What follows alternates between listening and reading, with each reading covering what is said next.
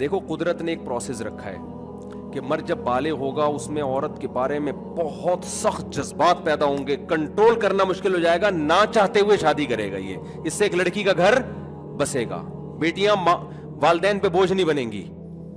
ایک بزرگ نے مجھے بتایا کہ پتہ نہیں آج لڑکوں کو کیا ہو گیا, ان کی 6 بیٹیاں بڈھی ہو رہی تھی بیچاری.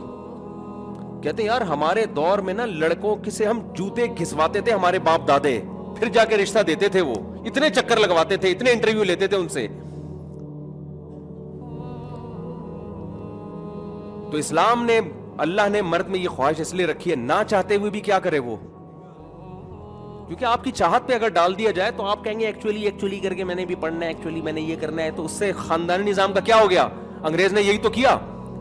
وہ لوگ جب بالغ ہوتے تھے تو انہوں نے زنا شروع کر دیا, ہاتھ سے خواہشات پوری شروع کر دی, اور اوٹ پٹانگ حرکتیں کر کے پھر انہوں نے کہا ایکچولی اگر ہم شادی بیاہ اور یہ میں ترقی چاند پہ تمہارا باپ جائے گا, مریخ پہ تمہارے ماموں کو بھیجیں گے ہم کیا. تو یہ شادی بیاہ اور بچوں کے چکر سے نکلو, اور پھر ایکچولی کر کے نا, تو وہ حرام طریقے سے خواہشات پوری کر لی انہوں نے. نکاح وکاس سوسائٹی سے کیا ہو گیا, ختم. اب چاند پہ تو پہنچ گیا, لیکن جو بیچارہ چاند پہ جاتا ہے نا, وہ بھی نیچے آ کے بڑھاپے میں کیا کر رہا ہوتا ہے, کتے پال رہا ہوتا ہے. اور اب ان قوموں کو فکر ہو گئی ہے کہ ہماری گروتھ ریشو اتنا گر رہا ہے کہ اتنی ترقی کے باوجود ہم چند سالوں کے بعد مارکیٹ سے کیا ہو جائیں گے, شارٹ. وہ ترقی یافتہ قوم ہی ختم ہو جائے گی. عجیب بات ہے یار, ایسی ترقی کہ آپ انتہا تک پہنچے اور پھر پہنچنے کے بعد آپ کی نسل ہی ختم ہو گئی. اس سے تو وہ غریب اچھا ہے جس کی نسلیں تو چل رہی ہیں. یہ یورپ کی رپورٹ ہے کہ 50 سال کے بعد مسلمان وہاں سب سے زیادہ ہوں گے. تبلیغ کی وجہ سے, تبلیغ کا بھی اثر ہے, لیکن گروتھ ریشو کی وجہ سے مائنس میں جانا شروع ہو گئے ہیں.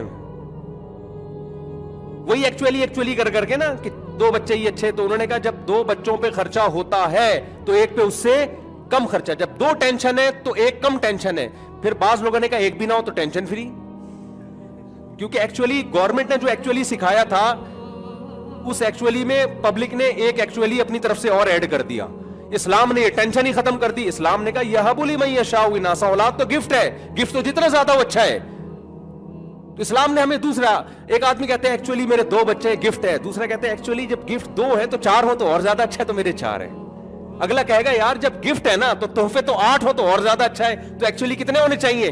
اسلام نے اس سمت میں چلایا ہے آپ کو. نہیں آ رہی بات.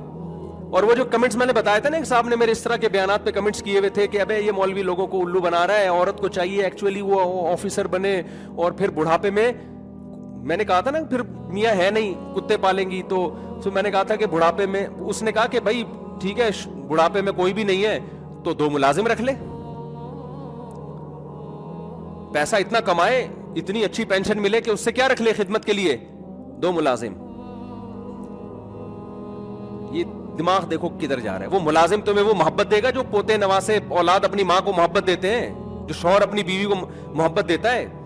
بڑھاپے میں میاں بیوی کے درمیان صرف محبت ہی ہوتی ہے حقیقت میں, اس سے پہلے تو مستیاں ہوتی ہیں. صحیح جو میچور محبت ہوتی ہے نا وہ بڑھاپے میں ہوتی ہے, یہ ہم نے بڑوں سے سنا ہے. اور پھر جو اولاد دیتی ہے, اور اگر فرض کر لو کہ چلو ٹھیک ہے جی یہ 2 ملازم آپ کو وہی محبت دیں گے جو دادیوں نانیوں کو ملتی ہے محبت, یہ ملازم بڑھاپے میں کیا رکھیں گے پھر. ابے نہیں آ رہی بات سمجھ میں. یہ بھی کیا ملازم رکھیں گے, اگر یہ اتنے مالدار ہوتے تو تمہاری جاب کیوں کر رہے ہوتے. یہ آپ قوم کو وہ حل دینا جو سب کے لیے ہو. وہ 4 عورتیں جو کوئی مینیجر بن گئی, کوئی بہت بڑی تاجر بن گئی, ان کو تو آپ نے بڑھاپے میں کہہ دیا وہ کیا رکھیں گی ملازم. اور جو ملازم پیشہ لوگ تو زیادہ ہوتے ہیں ہر سوسائٹی میں, وہ ملازم کیا رکھیں گے. وہی مثال ہے نا, ایک خراب عورت تھی, کسی بندے سے کہنے لگی کہ مجھے لے کے بھاگ جاؤ, تو وہ بندہ میرے پاس آیا, کہنے لگا میں نے اس کو کہا کہ مجھے کون لے کے بھاگے گا اگر میں تجھے لے کے بھاگوں گا.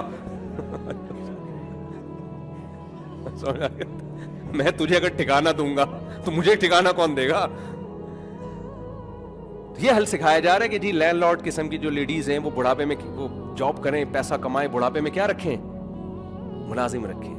تو ملازم بڑھاپے میں کیا رکھے گا میرے بھائی, وہ تو اولڈ ہاؤس میں گورنمنٹ کے پیسوں پہ پل رہا ہوگا, اور ایپلیکیشن کے لیے میں تنہائی دور کرنے کے لیے کیا بلا رہا ہوگا, بندہ رینٹ پہ.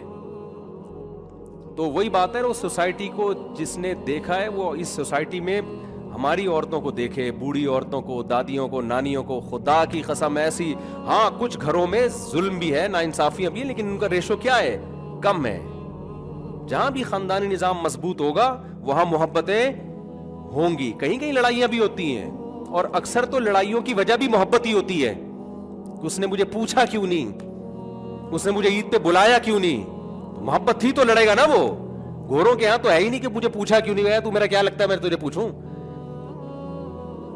ایک ہی لڑائی ہو رہی ہے گرل فرینڈ بوائے فرینڈ میں, وہ بھی ختم ہو گئی, کیونکہ جب دونوں کا اپنا اپنا خرچہ ہو رہا ہے, لڑنے کے لیے بچا ہی کچھ نہیں ہے یار تمہارے پاس. خاموشی بہت ہے وہاں, سب چپ چاپ جا رہے ہیں. ہمارے یہاں شور شرابہ ہے, تو یہ نیگیٹو چیز ہے, شور شرابہ ہونا نہیں چاہیے, لیکن شور کے لیے ہمارے پاس چیزیں بھی بہت ہیں. تو اس لیے جو اصل بات میں لے کے چلا تھا نا, ان تتقوا اللہ یجعل لکم, ہاں میں یہ عرض کر رہا تھا کہ اللہ میاں نے یہ اتنے زیادہ جذبات رکھے کیوں ہیں, اور پھر ہر طرح کی پابندی کیوں لگا دی کہ ہاتھ مت بھی کی طرف بھی مت جاؤ, زنا کی طرف بھی مت جاؤ.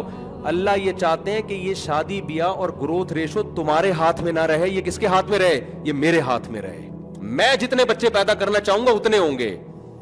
تم نہ چاہتے ہوئے بھی عورت کی تلاش کرو, اور پھر تمہارا نہ چاہتے ہوئے بھی اس سے ملاپ ہو, اور پھر نسل میری مرضی سے بڑھے کہ جتنے میں چاہتا ہوں, تاکہ ایکچولی کر کے جو دنیا کے ماہرین لوگوں نے گروتھ ریشو خطرناک حد تک گرا دیا ہے نا دخل اندازی کر کے, یہ تباہی دنیا میں نہ پھیلے.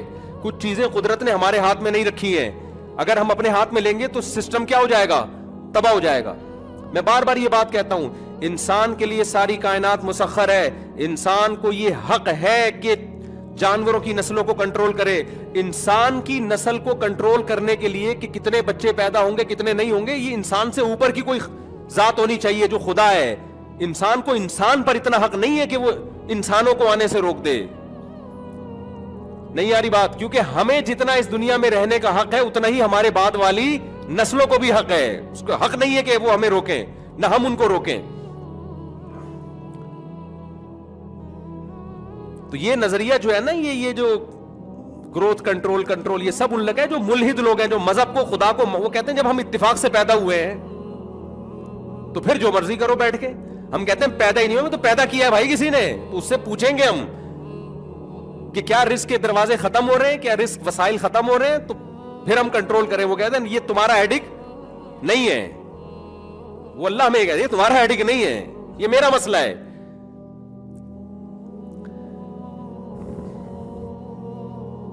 تو کھوپڑی بہت اہم اللہ کی طرف سے ایک, کبھی کبھار میں یہ کھوپڑی استعمال کرتا ہوں نا, میں سوسائٹی کے اگینسٹ جاتا ہوں, مجھے ایسا لگتا ہے ایسا تو نہیں سب کی کھوپڑی ٹھیک ہو, میری خراب ہو گئی ہو کہیں.